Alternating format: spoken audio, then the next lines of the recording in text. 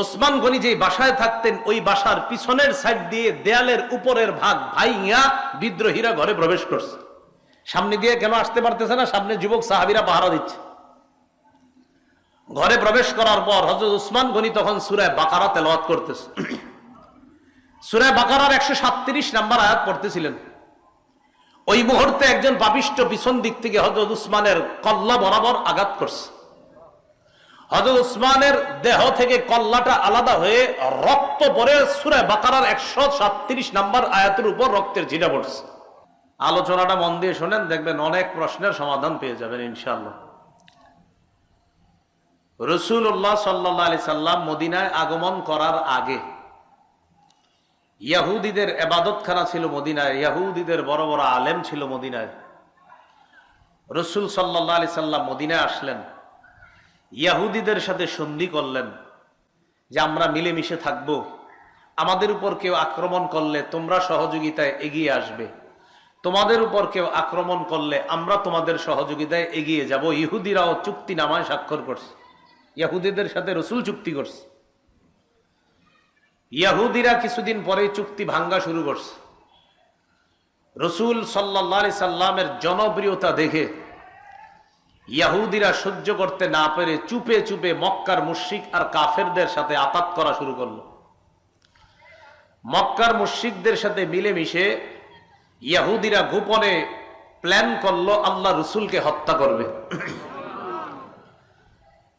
বাস্তবিক অর্থে একদিন আল্লাহ রাসূল সাল্লাল্লাহু আলাইহি সাল্লামকে ইহুদিরা দাওয়াত দিল। নবীজি কয়েকজন সাহাবী নিয়ে গেছে। যাওয়ার পর ইহুদিরা বলতেছে, ইয়া রাসূলুল্লাহ, আপনার সাথে কিছু পার্সোনাল কথা ছিল আমাদের। বলো। আপনার সাথে যে সাহাবীরা আছে তাদের সামনে বলা যাবে না।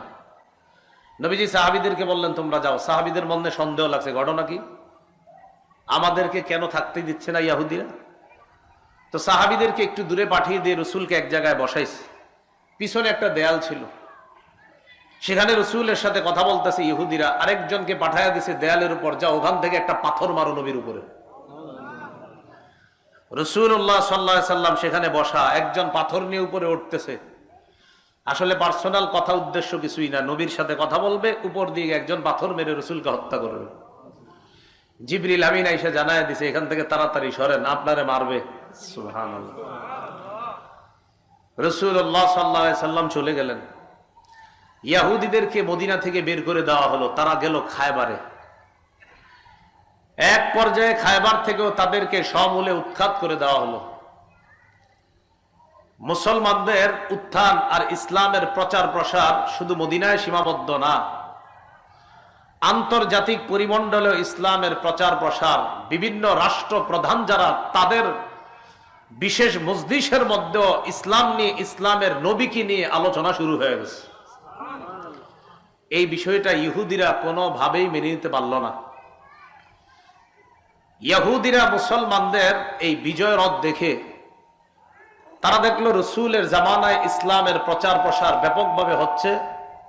রাসূলের পরে আবু বকর, ওমর রাদিয়াল্লাহু তাআলা আনহুমার যুগে ইসলাম মুসলমানদের শুধুমাত্র এলাকায় না, সারা পৃথিবীর ঘরে ঘরে, সমাজে সমাজে, রাষ্ট্রে রাষ্ট্রে, অলিতে গলিতে শুধু ইসলামের কথাবার্তা আর প্রচার জয়গান চলতেছে। এই যুগকে বলা হয় স্বর্ণযুগ। কি বলা হয়? স্বর্ণযুগ। ইহুদিরা চিন্তা করলো ইসলামের এইভাবে প্রচার প্রসার আর ইসলামের আকাশচুম্বী জনপ্রিয়তার কারণটা খুঁজে বের করা দরকার। ইহুদিরা চিন্তা করে দেখলো মুসলমানদের এইভাবে সারা পৃথিবীতে উত্থানের একমাত্র কারণ হলো তাদের মাঝে একতা। বলেন কি? একতা। তাহলে পয়েন্ট বের করে ফেললো যে একতাই মুসলমানদেরকে এগিয়ে নিচ্ছে। পয়েন্ট বের করার পর এই পয়েন্টকে কিভাবে নষ্ট করা যায়, তখন তারা সন্ধি আটতে লাগলো।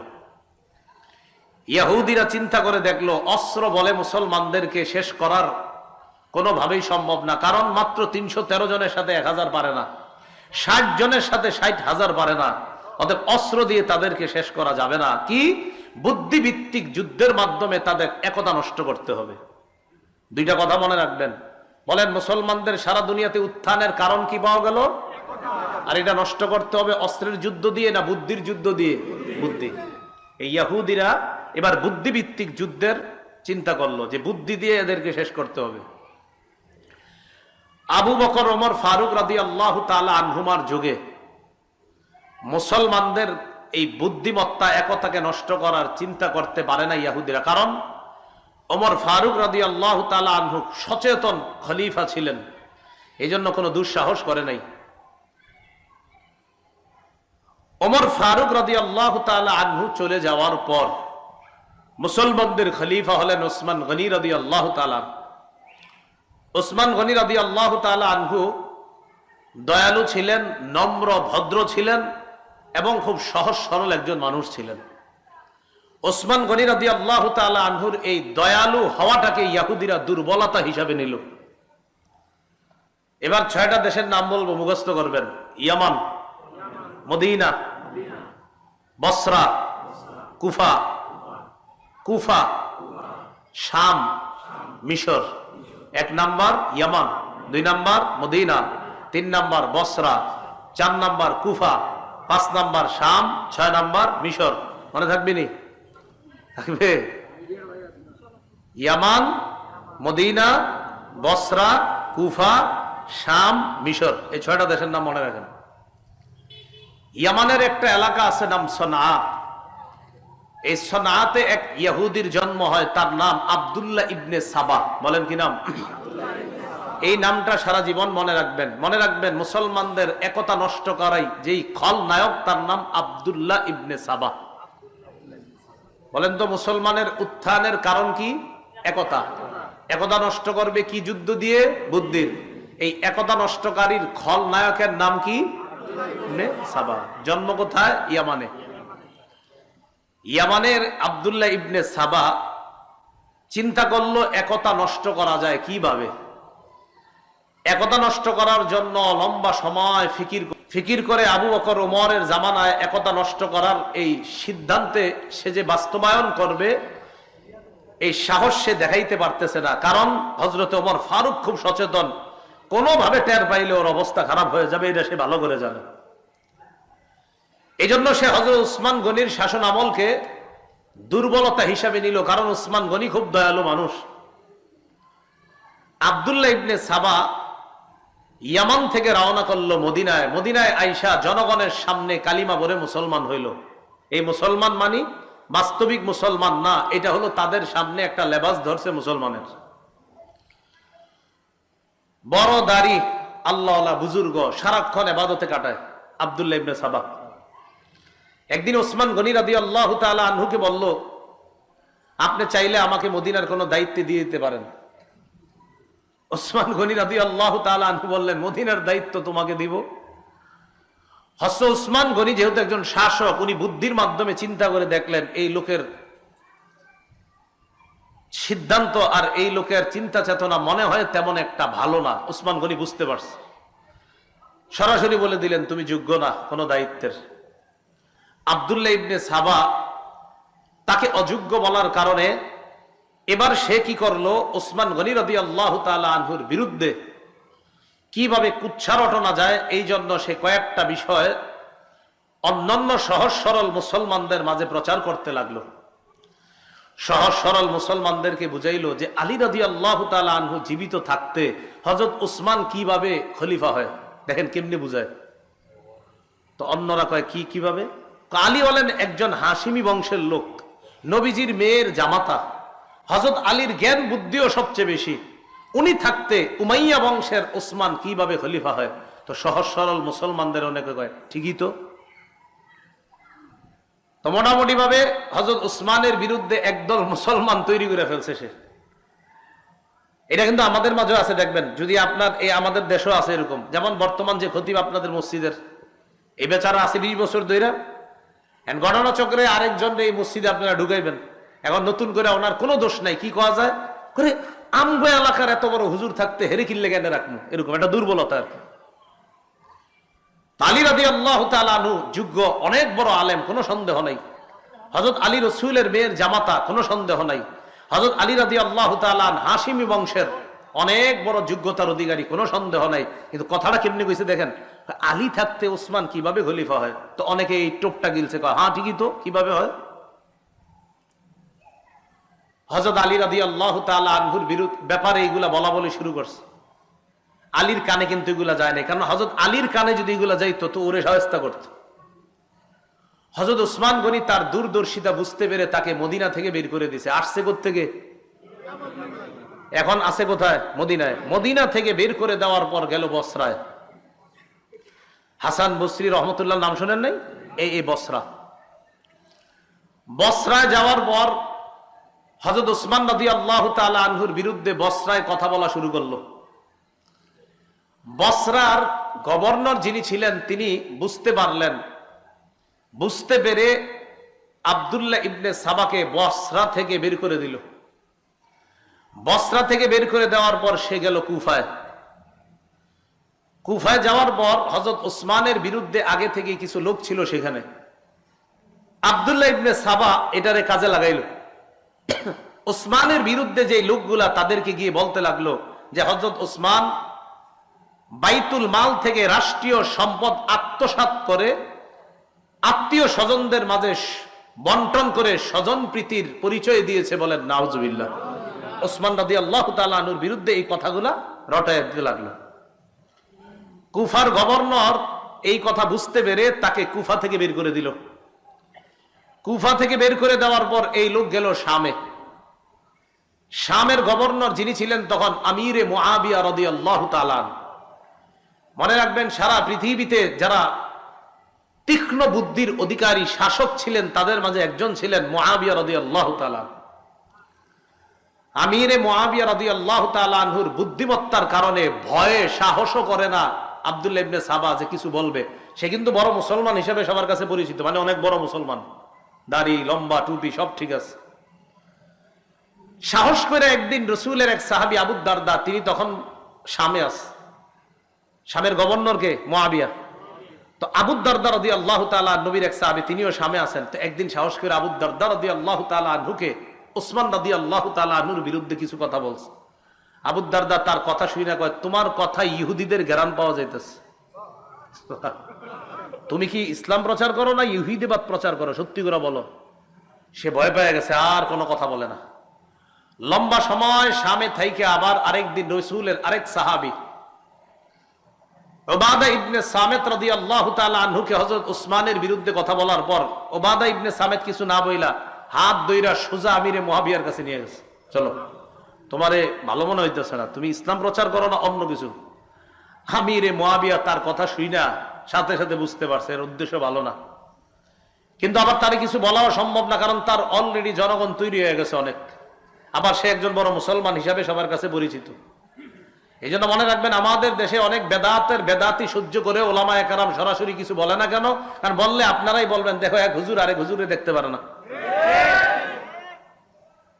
আমিরে মুআবিয়া রাদিয়াল্লাহু তাআলা তাকে বের করে দিলেন শাম থেকে, গেল মিশর। মনে আসেনি 6 দেশ? ইয়ামান থেকে আসলো মদিনায়, মদিনা থেকে বসরা, বসরা থেকে কুফা, কুফা থেকে শাম, শাম থেকে মিশর। মিশরে যাওয়ার পর মিশরে গিয়ে দেখলো ওসমান রাদিয়াল্লাহু তাআলা আনহুর বিরুদ্ধে মিশরের অনেকগুলা লোক আগে থেকে আছে। মুহররম মাস আসলে যেই সমস্ত উল্টাপাল্টা কাজগুলা হয়, মনে রাখবেন এই উল্টাপাল্টা কাজগুলার সূচনা বেশি হয়েছে মিশর থেকে। মিশরে যাওয়ার পর সে তার মতবাদ ভালোভাবেই প্রচার করতে লাগলো। তার মিশন বাস্তবায়ন করার জন্য সে মিশরকে বেছে নিল। মিশনের জন্য মিশর, মিশর বাস্তবায়নের জন্য মিশর। লম্বা একটা সময় অতিক্রম করলো সেখানে এবং বড় একটা দল তৈরি করে ফেলছে। ততক্ষণ পর্যন্ত মিশরের গভর্নর তার দুর্বিসন্ধি বুঝতে পারে নাই। এক পর্যায়ে যখন বুঝতে পারলো, ততক্ষণে সে তার বিশাল এক জামাত তৈরি করে ফেলছে। মিশরের গভর্নর তাকে মিশর থেকে বের করে দিল। কিন্তু এবার আর সে একা না, লম্বা সময় থাকার কারণে বিশাল বড় এক বাহিনী নিয়ে সে রওনা করলো। আগে থেকে তার কিছু বাহিনী ছিল বসরায় আর কুফায়। 3 জায়গায় মোটামুটি সফল, বসরা, কুফা আর মিশর। এই 3 জায়গা থেকে তার মোটামুটি একটা দল নিয়ে রওনা করলো আবার মদিনায়। মদিনার খলিফাকে ওসমান গনি রাদিয়াল্লাহু তাআলা। মদিনায় না ঢুইকা মদিনার আশেপাশেই প্রচার চালাইতে লাগলো। হযরত ওসমানের বিরুদ্ধে কয়েকটা কথা বলতে লাগলো। মনে রাখবেন, 1, ওসমান স্বজন প্রীতি করে, আওয়াজ দিয়ে বলেন নাউজুবিল্লাহ।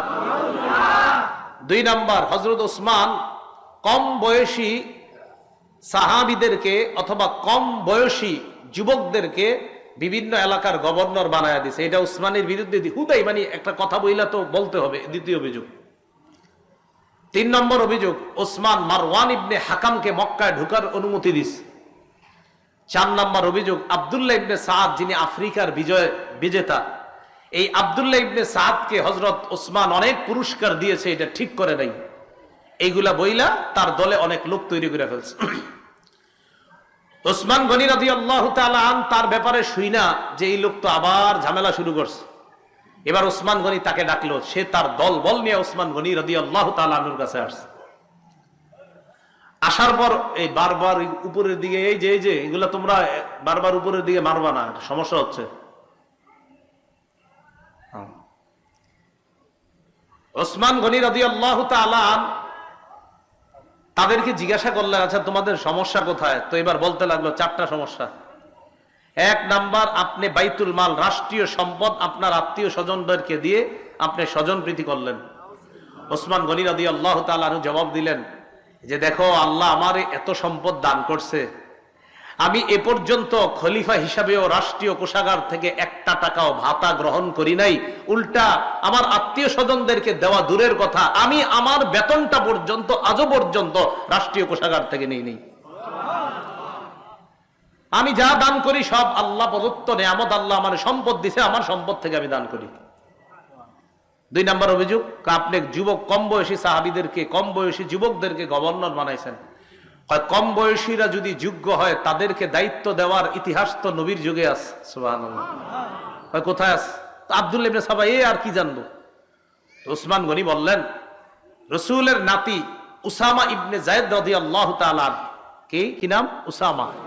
এই উসামার বয়স যখন 17, উসামাকে আমির বানায়া বয়স্ক সাহাবীদেরকে তার নেতৃত্বে আল্লাহ রাসূল বিভিন্ন যুদ্ধে পাঠানোর ইতিহাস আছে। তাহলে এরকম কম বয়সী একজন সাহাবীকে রাসূল আমির বানায়া বয়স্ক সাহাবীদেরকে তার দলে দিয়েছেন। এখান থেকেই বোঝা যায় যে কম বয়সী ব্যক্তি যদি যোগ্য হয়, তার যোগ্যতার তার আসনে তাকে বসানোটা এটা অন্যায় না। আর অভিযোগ থাকলে বলো। 3 নম্বর অভিযোগ, মারওয়ান ইবনুল হাকামকে আপনি মক্কায় ঢোকার অনুমতি কেন দিয়েছেন? রাসূল সাল্লাল্লাহু আলাইহি সাল্লামের সাহাবী ওসমান গনি বললেন, মারওয়ান ইবনুল হাকাম একজন মুসলমান, আর মুসলমানকে মক্কায় ঢোকার অনুমতি রাসূল দিয়েছেন, এখানে আমি বাধা দেওয়ার কে? এই জন্য এটা কোনো অভিযোগই না। 4 নাম্বার, আফ্রিকা বিজয় করেছে যে তাকে আপনি এত পুরস্কার দেওয়া ঠিক করেন নাই। আচ্ছা পুরস্কার বেশি দেওয়া হয়ে গেছে? আচ্ছা ঠিক আছে, পুরস্কার ছিনায় আনলাম, অন্তত তুমি তারপরও বিশৃঙ্খলা করো না। ওসমান গনি রাদিয়াল্লাহু তাআলা উনি ফিতনা পছন্দ করতেন না, উনি ঝগড়া পছন্দ করতেন না। উনি বললেন ঠিক আছে, পুরস্কার ফিরিয়ে আনলাম, তারপরও তুমি বিশৃঙ্খলা করো না। আব্দুল্লাহ ইবনে সাবা, ওই মুনাফিক ইহুদি, সে চিন্তা করলো ঘটনা কি, এর যা কই সবই দিমানে, এটা তো তেমন কিছু করা যায় না। সে আবার তার দলবল নিয়ে চলে গেল মদিনার বাহিরে 3 মঞ্জিল দূরে। আলী রাদিয়াল্লাহু তাআলা আন, তালহা এবং জুবায়ের 3 জন প্রবীণ সাহাবী তাদের কাছে গেল আব্দুল্লাহ ইবনে সাবা। যাওয়ার পরে তাদেরকে বলল, আপনারা থাকতে ওসমান গনি খলিফা হয় কেমনে? আলী রাদিয়াল্লাহু তাআলা সরাসরি বললেন, তোমার মতলব ভালো মনে হচ্ছে না। সে দেখলো না আলী তালহা জুবায়ের তাদের কাছে বেশি চান্স পাওয়া যাবে না। এবার নতুন ষড়যন্ত্র করলো। খুব মন দিয়ে শোনেন। নিজে একটা চিঠি লেখলো আব্দুল্লাহ ইবনে সাবা। এই চিঠির মধ্যে লেখা, মিশরীরা মিশরে যাওয়ার পর তাদেরকে হত্যা করবা, আমিরুল মুমিনিনের পক্ষ থেকে নির্দেশ। আমিরুল মুমিনিন কে? ওসমানের লেখা চিঠিটা না আব্দুল্লাহ ইবনে সাবার লেখা? আব্দুল্লাহ ইবনে সাবা নিজে থেকে একটা চিঠি বানাইছে, বানায় এটা লেখছে। লেখে এবার মিশরীদেরকে দেখাইছে, দেখো তার সাথে কয় দেশের লোক আছে? 3 দেশ, মিশর, বসরা, কুফা। তো মিশরীদেরকে দেখাইছে, দেখো তোমরা মিশরে যাওয়ার পর তোমাদেরকে যেন হত্যা করা হয় এই নির্দেশনা দিয়েছে ওসমান। এই চিঠি দেখাইতে গেছে আলী রাদিয়াল্লাহু তাআলা। হযরত আলী রাদিয়াল্লাহু তাআলা বুদ্ধিমান সাহাবী ছিলেন, বিচক্ষণ সাহাবী। হযরত আলী চিঠি দেখেই বুঝতে পারছে এটা বানানো চিঠি। আর চিঠি দেখার পরে কয়, আচ্ছা ওসমান গনি লেখছে এটা না? হ্যাঁ। ঠিক আছে, তোমরা যাও। মিশরীদেরকে আলাদা করে কুফা আর বসরার যারা, তাদেরকে বলল, আচ্ছা মিশরীদেরকে হত্যা করার নির্দেশনা দিয়েছে ওসমান, এটা কি তোমরা জানো? কুফার আর বসরার হেরা কয়, হ্যাঁ আমরা জানি। হযরত আলী কয়, তোমরা কেমনে জানলা এটা? এটা কিভাবে জানলা তোমরা? এক সবাই চুপ। আসলে তো আমরা কেমনে জানলাম, আমগরে তো এখনো কেউ বলে নাই।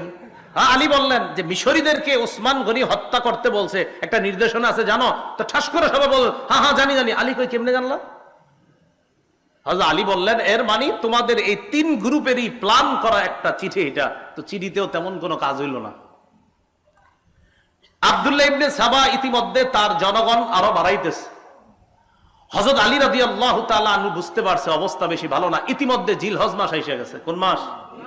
35 হিজরির জিলহজ মাস। মদিনার বড় বড় সাহাবায়ে কেরামরা হজ করার জন্য চলে গেলেন মক্কায়। আম্মাজান আয়েশা সিদ্দিকা রাদিয়াল্লাহু তাআলা আনহা তিনিও মক্কায় গেলেন। এদিক দিয়ে মদিনা খালি, অর্থাৎ মদিনায় বড় বড় সাহাবায়ে কেরাম নাই। এই সুযোগটাকে কাজে লাগাইলো আব্দুল্লাহ ইবনে সাবা। হ্যাঁ, আলী রাদিয়াল্লাহু তাআলা, তলহা, জুবায়ের রাদিয়াল্লাহু তাআলা আনহুম তারা ছিলেন তখনও মদিনায়। হযরত আলী অবস্থা বেগতিক দেখে চিন্তা করলেন এই লোক আমারই নিয়ে ষড়যন্ত্র করবে। হযরত আলী তার সন্তানদেরকে হাসান, হুসাইন তাদেরকে দায়িত্ব দিলেন একটা। কি দায়িত্ব? আব্দুল্লাহ ইবনে সাবা তার দলবল নিয়ে একদিন জুমার নামাজের সময় হযরত উসমানের বিরুদ্ধে মসজিদে বিদ্রোহ করে বসছে। নাউজুবিল্লাহ। বিশাল বড় একটা জামাত বিদ্রোহ করার কারণে হযরত উসমান ভেঙে বললেন। ওসমান গনি তার হাউসে ঢুকলেন। তার ঘরে ঢুকার পর এই বিদ্রোহী বাহিনী চারদিক থেকে ঘেরাও করে ফেলছে হযরত উসমান গনির বাসা। 22 দিন পর্যন্ত ঘেরাও করে রাখছে। কেউ লিখেছেন 40 দিন। খানা দেয় না, পানি দেয় না। যে উসমান গনির টাকা দিয়ে ক্রয় করা কূপ থেকে পানি মুসলমানরা খায় প্রতিনিয়ত, সেই কূপ থেকেও এক ফোঁটা পানির ব্যবস্থা উসমানের জন্য হয় না। আলী রাদিয়াল্লাহু তাআলা আনহু এই অবস্থা দেখা যুবক সাহাবীদেরকে উসমান গনির বাসা পাহারাদারি করার জন্য পাঠায়া দিলেন। এই যুবকদের মাঝে তার 2 কলিজার টুকরা হাসান, হুসাইনকেও পাঠাইছেন। আলী চলে গেলেন মদিনা থেকে বাহিরে। যুবক সাহাবীরা প্রধান ফটক পাহারা দিতেছে। 35 হিজরির 18ই জিলহজটা সারা জীবন মনে রাখবেন। বলেন 35 হিজরির, কেউ 17ই জিলহজও লেখছে, 17 বা 18 জিলহজ শুক্রবার। এই 35 হিজরির 17ই বা 18ই জিলহজ ওসমান গনি যে বাসায় থাকতেন, ওই বাসার পিছনের সাইড দিয়ে দেয়ালের উপরের ভাগ ভাইয়া বিদ্রোহীরা ঘরে প্রবেশ করছে। সামনে দিয়ে কেন আসতে পারতেছে না? সামনে যুবক সাহাবীরা পাহারা দিচ্ছে। ঘরে প্রবেশ করার পর হযরত উসমান গনি তখন সূরা বাকারা তেলাওয়াত করতেছে। সূরা বাকারার 137 নম্বর আয়াত পড়তেছিলেন। ওই মুহূর্তে একজন পাপিষ্ঠ পিছন দিক থেকে হযরত উসমানের কল্লা বরাবর আঘাত করছে। হযরত উসমানের দেহ থেকে কল্লাটা আলাদা হয়ে রক্ত পড়ে সূরা বাকারার 137 নম্বর আয়াতের উপর রক্তের ছিটা পড়ছে। ওই আয়াতটা হলো ফাসায়াকফিকাহুমুল্লাহ, তাদের বিরুদ্ধে আল্লাহই যথেষ্ট। এই আয়াতের অর্থ ওসমান গনি কোরআন তেলাওয়াতরত অবস্থায় শহীদ হয়ে গেলেন। তার বিবি নায়লা আক্রমণ ঠেকাইতে গিয়েছিলেন, হাতের আঙ্গুলগুলো এবং কবজি সহ হাত থেকে আলাদা হয়ে গেছে। হযরত উসমান গনিকে শহীদ করে দেওয়ার পর এই জায়গাটা মনে রাখবেন, 35 হিজরির 18ই জিলহজ মুসলমানদের একতা নষ্ট হয়ে গেল। আজও পর্যন্ত সেই একতা ফিরে আসে নাই। মনে আসেনি মুসলমানদের উত্থানের কারণ কি? একতা। একতা নষ্ট করবে কি দিয়ে? বুদ্ধি দিয়ে। এই নষ্ট করে ফেললো। হযরত উসমান গনি শহীদ হয়ে যাওয়ার পর মুহূর্তের মধ্যে ছড়ায়া গেল উসমান গনি শহীদ হয়ে গেছে। আলোচনা শুরু হয়ে গেল পরবর্তী খলিফা কে হবেন। বিদ্রোহীরা চিন্তা করলো, আব্দুল্লাহ ইবনে সাবা সহ বিদ্রোহীরা চিন্তা করলো যে পরবর্তী খলিফা যদি নগদ কেউ হয়ে যায়, আর এই খলিফা প্রথমেই কি করবে? উসমান হত্যার বিচার করবে। বিচার করলেই তো আমরা মারা পড়ব। এখন আমরা বাধ্য করে হযরত আলীকে খলিফা বানায়া দিলে ভালো হয়। কেন? হযরত আলী হলেন ঠান্ডা মাথার মানুষ। তিনি প্রথমেই বিচার করবেন না, তিনি প্রথমেই খেলাফত সামাল দিবেন, এরপর পরিস্থিতি নিয়ন্ত্রণে এনে হয়তো তিনি বিচার করবেন। আর আলী যদি এই কাজ করতে যায়, অন্যান্য মুসলমান যারা জোশে আছে এখন হযরত উসমান হত্যার যারা সহ্য করতে পারে নাই, তারা নগদ বলবে না আগে উসমান হত্যার বিচার হবে, তারপর খেলাফত হবে। কিন্তু হযরত আলী তো ঠান্ডা মানুষ, তার চিন্তা হলো না আগে খেলাফতটা সামলাইতে হবে, এরপর আস্তে ধীরে বিচার হবে। তো মুনাফিক ইহুদিরা চিন্তা করলো এই 2 পরিস্থিতির মাঝখানে মুসলমানদেরকে যদি দাঁড় করায় দেই, এটা নতুন আরেকটা ঝগড়া লাগান যাবে।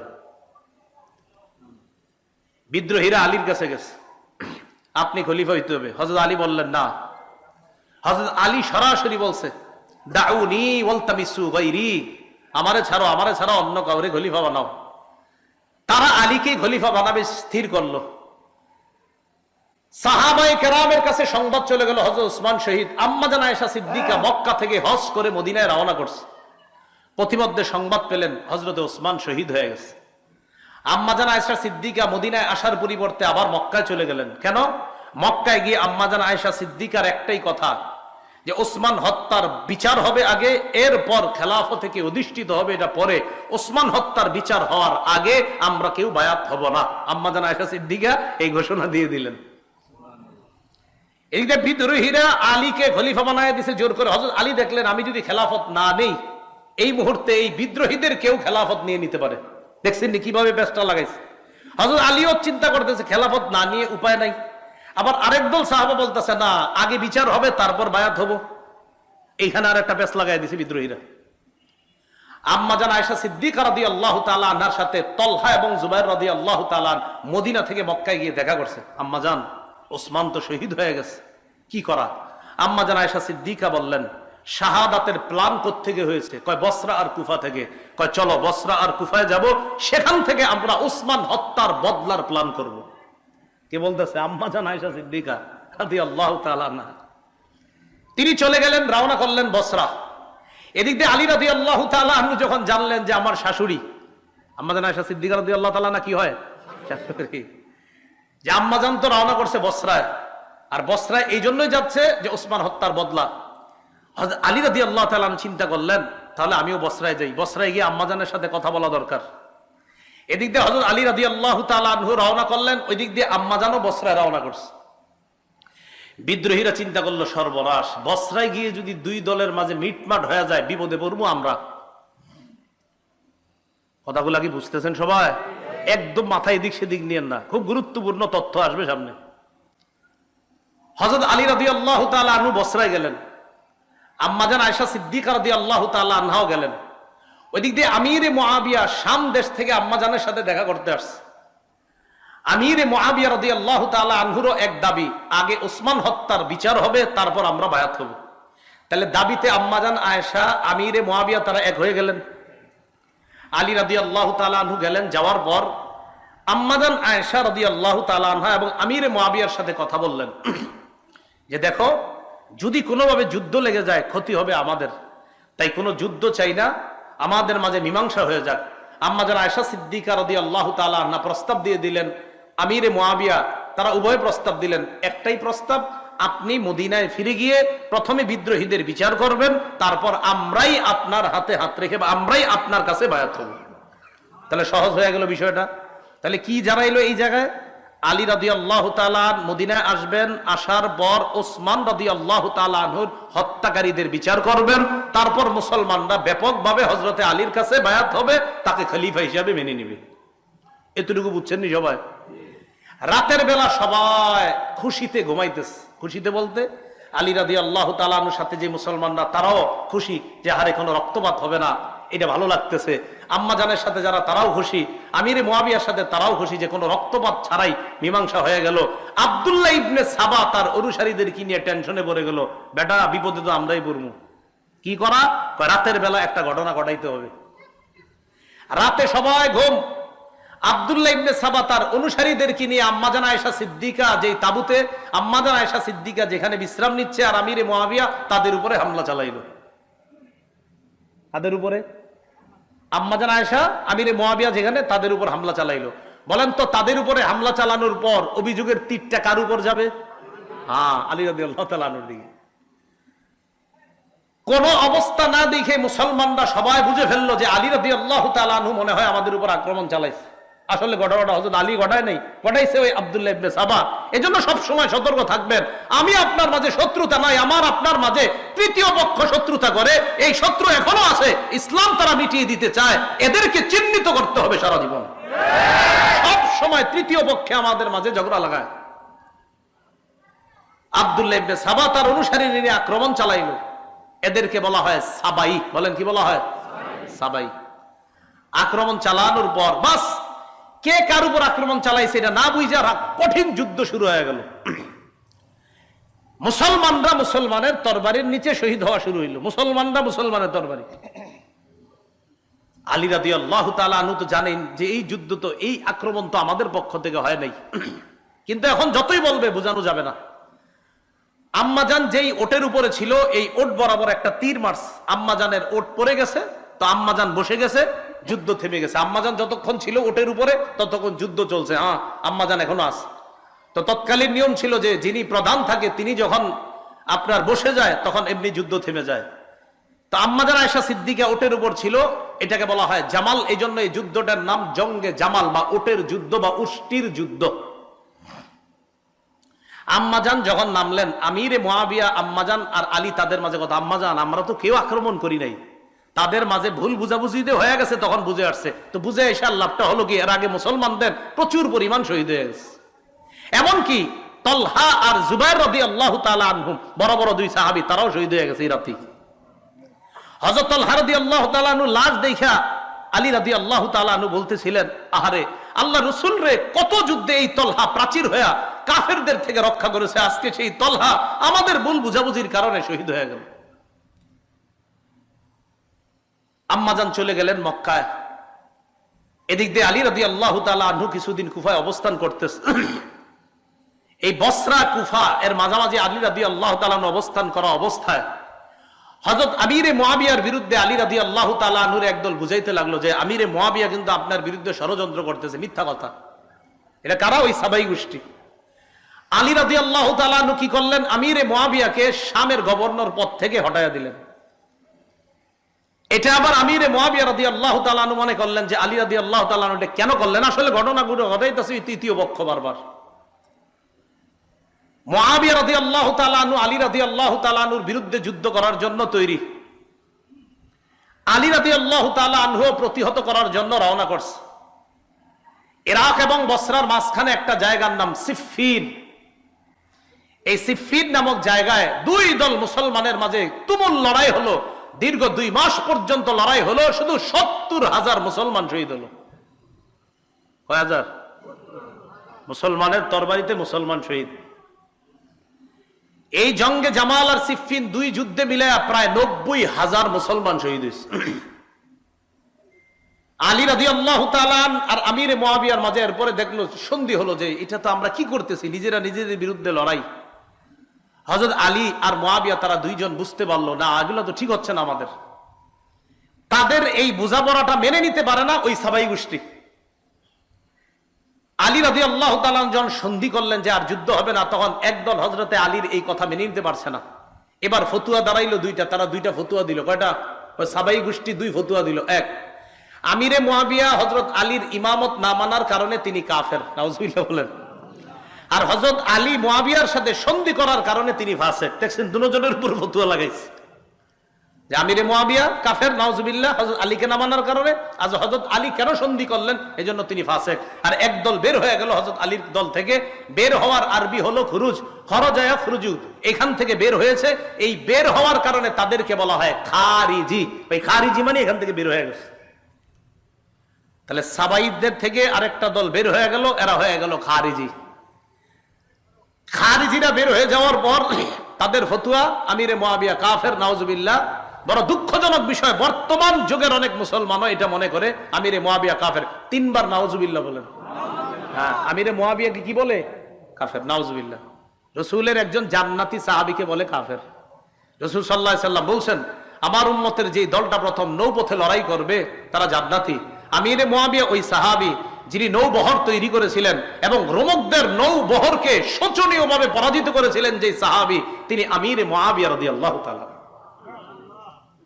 তাহলে একজন জান্নাতি সাহাবীকে কাফের বলা, এটা কি মুসলমানরা যারা আমরা কাফের বলবো, এটা কি আমাদের সওয়াব হবে না গুনাহ হবে? অন্যায়, শুধু গুনাহ না, বড় গুনাহ। আল্লাহ আমাদেরকে হেফাজত করেন। আমিরে মুআবিয়া রাদিয়াল্লাহু তাআলা আর আলী রাদিয়াল্লাহু তাআলা আনহুর মাঝে এই সাবাই আর খারিজিরা আপনার একটা দ্বন্দ্ব লাগাইয়া দিল।